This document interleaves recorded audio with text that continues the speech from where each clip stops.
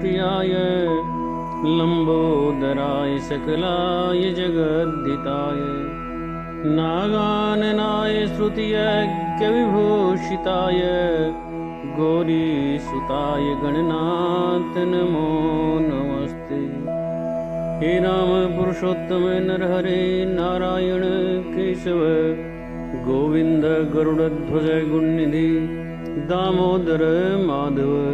हे कृष्ण कमलापते यदुपते सीतापते श्रीपते वैकुंठाधिपते चराचरपते लक्ष्मीपते पाहि मां लक्ष्मीपते पाहि मां। श्रीमन्नारायण नारायण नारायण भजमन नारायण नारायण नारायण गोविंद नारायण नारायण नारायण श्रीमन्नारायण नारायण नारायण।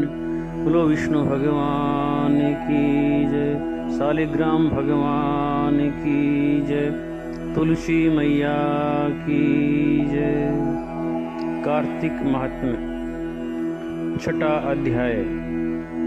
सूत जी ने ऋषियों से आगे कहा कि ब्रह्मा जी से अब तक की 5 अध्यायों में विभक्त कथा सुनकर श्री नारद जी गदगद हो गए।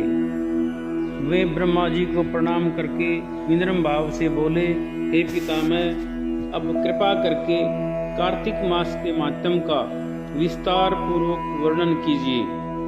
नारद जी के मुख से यह सुनकर ब्रह्मा जी बोले कि हे पुत्र, तुम बहुत उदार और सभी प्राणियों का भला चाहने वाले हो, इसलिए मृत्यु लोक के निवासियों के भले के निमित्त ऐसे ऐसे प्रश्न पूछ रहे हो। सुनो, आज मैं तुम्हें ऐसी कथा कहता हूँ जिसके पढ़ने और सुनने मात्र से ही समस्त पापों का नाश हो जाता है। अपनी बात को आगे बढ़ाते हुए ब्रह्मा जी ने कहा, सुनो नारद, साधु संतों का सत्संग अति पावन और दुर्लभ होता है। यह सांसारिक भय को दूर कर देता है और ज्ञानी ध्यानियों को मोक्ष प्रदान करता है।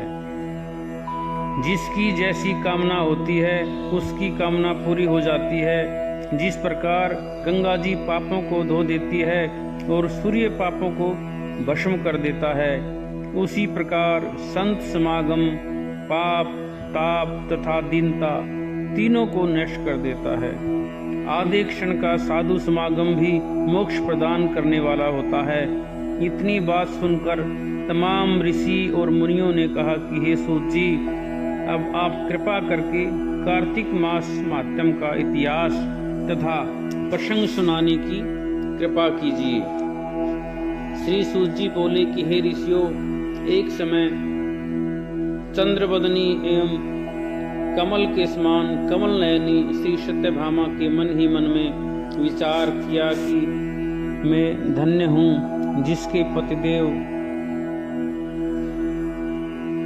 स्वयं त्रिलोकीनाथ भगवान मधुसूदन हैं और वे 16,108 रानियों में सबसे बढ़कर मुझे ही प्रेम करते हैं।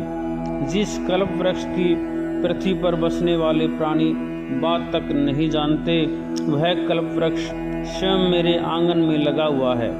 ऐसा विचार कर सत्यभामा ने श्री कृष्ण भगवान से कहा, हे प्रभु, मैं आपसे एक बात पूछती हूँ। आशा है कि आप मेरे हित के लिए मेरी इन बातों का उत्तर देने की कृपा करेंगे। सत्यभामा की ये बात सुनकर भगवान श्री कृष्ण सत्यभामा का हाथ पकड़कर कल्प वृक्ष के नीचे ले गए। भगवान ने कहा, हे सत्यभामा, मैं अपनी सब रानियों में तुम्हें ही सबसे प्रिय मानता हूँ।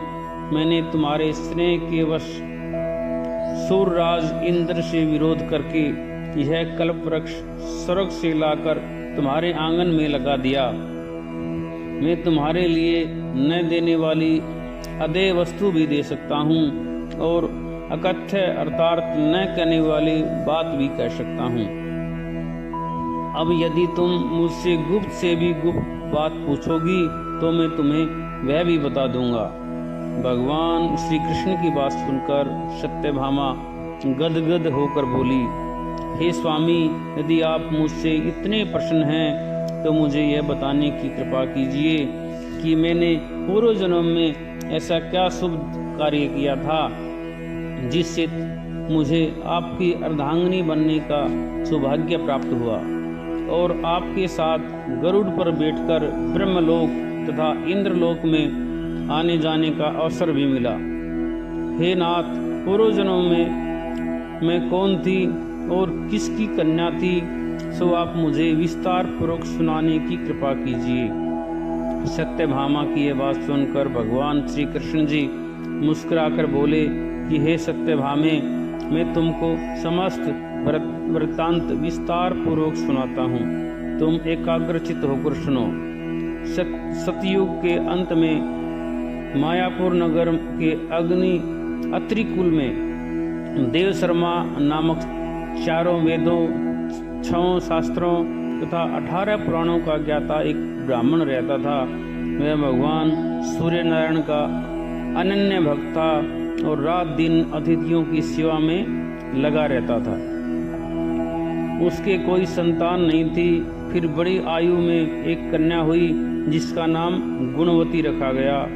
देव शर्मा ने अपने एक शिष्य जिसका नाम चंद्र प्रकाश था, उसके साथ अपनी कन्या गुणवती का विवाह कर दिया। सत्य प्रकाश अपने ससुर की पिता के समान सेवा करता था। एक दिन देव शर्मा अपने दामाद को साथ लेकर लकड़ियां काटने को वन में गया। वन में उन्होंने इधर उधर फिरते हुए एक महाभयानक राक्षस को देखा। उसको देखकर उन दोनों के हाथ पैर फूल गए और भागने में असमर्थ होने के कारण वे दोनों उस राक्षस के हाथ से मारे गए। परंतु उस क्षेत्र तथा अपनी भक्ति के प्रभाव के कारण वे मेरे वैकुंठ धाम को चले आए। जैसे मेघ द्वारा वर्षा हुई, जल सब नदियों द्वारा समुद्र में प्रवेश कर जाता है, ठीक उसी प्रकार गणेश, शिव, सूर्य, विष्णु, उनमें से किसी भी देवताओं की भक्ति व उपासना करे वह हमको ही प्राप्त होती है। उसी से वह सूर्य भक्त हमारे दूतों के द्वारा विमान में बिठाकर हमारे लोग पहुंचा दिए गए।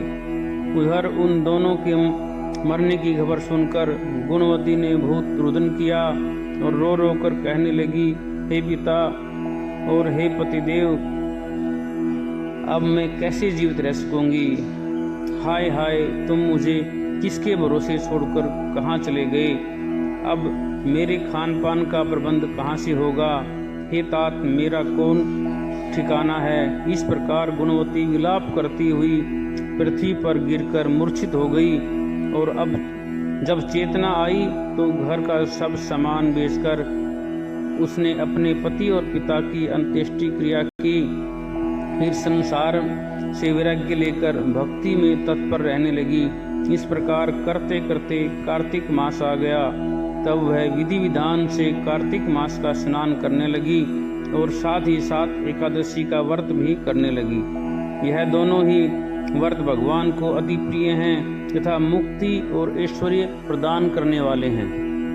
हे प्रिय, कार्तिक मास में तुला के सूर्य में जो प्रातःकाल स्नान और जागरण तथा दीपदान करते हैं, उनके जन्म जन्मांतर के पातक नाश हो जाते हैं। जो मंदिर में प्रातःकाल झाड़ू देते तथा भगवान का पूजन करते हैं, वे जीवन मुक्त हो जाते हैं। जो तुलसी के वन की पालना करते हैं, वे फिर इस संसार में जन्म नहीं लेते। एक दिन गुणवती जोर से पीड़ित हो गई और असहनीय पीड़ा में भी दुर्लभ शरीर होते हुए वह गंगा स्नान को कष्ट सहते हुए गई। स्नान करने को गंगा जी में प्रवेश करते ही मारे शीत से उसका सारा शरीर थर थर कांपने लगा और वह स्थिर होकर वहीं गिर पड़ी। उसी समय विष्णु भगवान के दूत सुंदर विमान लेकर आए और उसे विमान में बिठाकर विष्णु लोक को गए। यह सब कार्तिक के स्नान और व्रत का भी प्रभाव था। त्रेता युग के पश्चात द्वापर युग आया तो पृथ्वी पर कंस जैसे दैत्यों ने उत्पात किया, उस समय ब्रह्मा आदि समस्त देवताओं द्वारा प्रार्थना किए जाने पर पृथ्वी का भार उतारने के लिए मैंने कृष्ण अवतार धारण किया। उस समय जितने भी हमारे विष्णु गण थे वे मेरे साथ यादवों के रूप में ग्वाल बाल होकर पृथ्वी पर अवतरे। देव शर्मा जो तुम्हारा पिता था वह भी पृथ्वी पर अवतरित हुआ। उस जन्म में देव शर्मा का नाम सत्राजित हुआ और चंद्र प्रकाश पृथ्वी पर जन्म धारण करके इस जन्म में अक्रूर जी हुए।